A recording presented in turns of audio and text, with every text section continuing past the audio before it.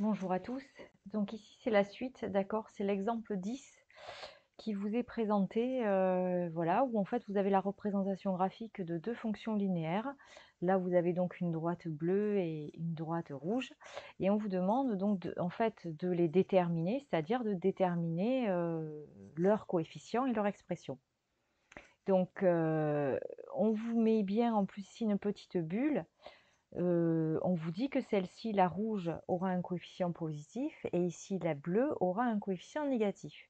Alors déjà, il va falloir, on va comprendre pourquoi, mais sachez que on reconnaîtra justement qu'une droite a un coefficient positif lorsqu'elle monte. En effet, celle-là, elle monte. Je vous rappelle qu'on va de gauche à droite quand on lit les abscisses. Donc si en allant de gauche à droite, on monte, c'est que le coefficient est positif.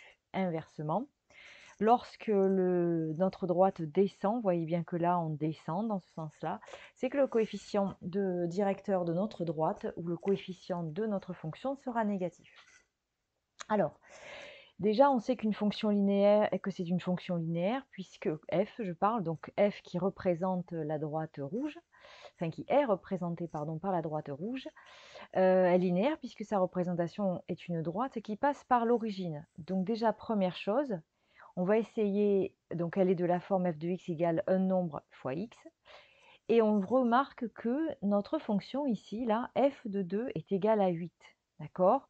Donc ça veut dire que quand x vaut 2, bien f de 2 est égal à 8, d'accord? Et f de 2, c'est a fois 2, on est d'accord? Donc quel est le nombre qui multiplié par 2 donne 8? C'est 8 sur 2, c'est-à-dire 4.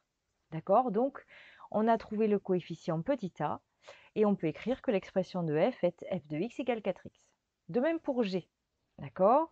Et d'ailleurs là, vous voyez bien que le coefficient est positif. Donc, ça, comment dire, ça corrobore bien la phrase qui nous était dite ici.